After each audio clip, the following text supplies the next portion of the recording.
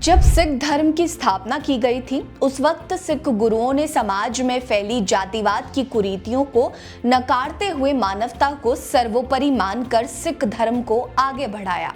यही कारण है कि सिख धर्म को सभी जाति बंधनों से मुक्त माना जाता है। यहाँ हर किसी को बराबर समझा जाता है। इस धर्म में ना तो कोई स्वर्ण है और ना ही कोई शूद्र है। दशमेश गुरु गोविंद सिंह जी ने खालसा पंथ की स्थापना करते वक्त ही ये ऐलान कर दिया था कि सिख धर्म में केवल दो धर्म हैं, एक पुरुष और दूसरा नारी। लेकिन सवाल ये है कि क्या वाकई सिख धर्म जातिवाद से मुक्त है? क्या पंजाब में दलित सिखों को बराबरी का हक मिलता है, या दलित सिखों के हक की बात सिर्फ किताबों और भाषणों की बात बनकर रह गया है?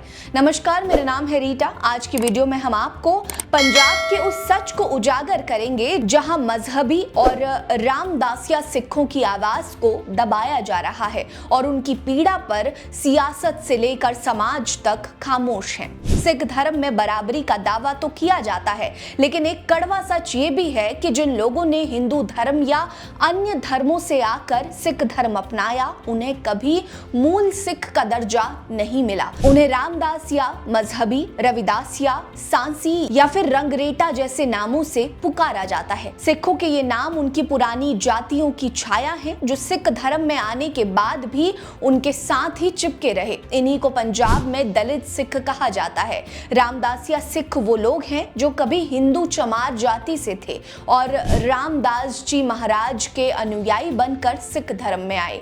ये लोग चमड़े का काम करने वाली अनुसूचित जाति से ताल्लुक रखते थे। जातिवाद के दंश से बचने के लिए इन्होंने सिख धर्म अपनाया, मगर सिख धर्म में आने के बाद भी उनकी जिंदगी में कुछ नहीं बदला। समाज ने उन्हें रामदासिया या रविदासिया का लेबल देकर फिर से हाशिए पर धकेल दिया। पंजाब के मालवा में इन्हें रामदासिया और दोआबा में रविदासिया कहा जाता है। समाज में बराबरी का हक इनके लिए सपना ही रह गया है। इनके पूर्वजों ने भक्ति की राह चुनी, पर समाज ने उन्हें बराबरी की राह पर चलने ही नहीं दिया।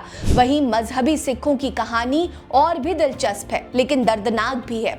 ये वो लोग हैं जो हिंदू वाल्मीकि समाज से सिख धर्म में आए। कहा जाता है कि गुरु गोविंद सिंह जी ने खुद इन्हें पगड़ी पहनने का हक दिया और इन्हें गुरु का बेटा कहा। भाई जैता सिंह जी इसके मिसाल हैं, जिन्होंने 9वें गुरु तेग बहादुर जी का कटा सिर मुगल फौज से छीनकर गुरु गोविंद सिंह जी के पास पहुंचाया था। उनकी इस वीरता के लिए गुरुजी ने उन्हें सिख धर्म की दीक्षा दी और रंगरेटा सिख का नाम दिया। लेकिन आज इन्हीं मजहबी सिखों को समाज में अछूत की नजरों से देखा जाता है। गुरुजी के इन बेटों को आज भी बराबरी के लिए तरसना पड़ता है। ध्यान देने वाली बात है कि पंजाब की 32% आबादी दलित सिखों की है, फिर भी उनकी आवाज क्यों दब रही है, ये एक बड़ा सवाल है। अगर हम पंजाब में जमीन के बंटवारे की बात करें तो 32% दलित आबादी के पास सिर्फ 3.2% जमीन है, जबकि 18% जट सिखों का 95% तक कब्जा है।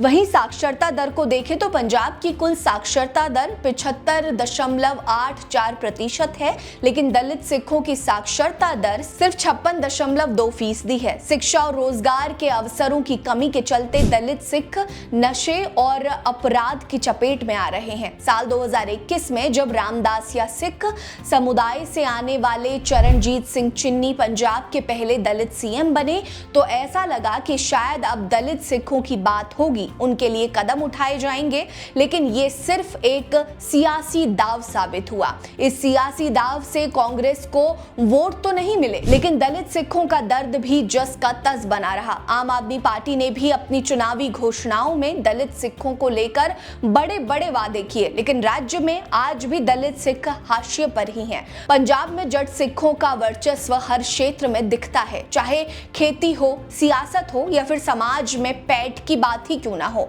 हर जगह पर जट सिखों का बोलबाला है। दलित सिखों को, खासकर रामदासिया और मजहबी सिखों को जानबूझकर नीचा दिखाया जाता है। उन्हें वही काम करने को मजबूर किया जाता है जिन्हें समाज अछूत मानता है। इतना ही नहीं, रिपोर्ट्स तो ये भी बताती हैं कि दलित सिखों के लिए अलग गुरुद्वारे बनाए गए हैं ताकि वो उच्च सिखों के गुरुद्वारों में ना जाए। ऐसे में ये कहा जा सकता है कि सिख धर्म में बराबरी की बात भ्रामक है, तो इसमें कोई अतिशयोक्ति नहीं होनी चाहिए। आपको बता दें कि सिख समाज में जातिवाद का ये जहर इतना गहरा हो गया है कि दलित सिख अब फिर से धर्म परिवर्तन की राह पर हैं। ईसाई मिशनरियां इसका फायदा उठा रही हैं। वे नौकरी, जमीन और शिक्षा का लालच देकर दलित सिखों को ईसाई बना रही हैं।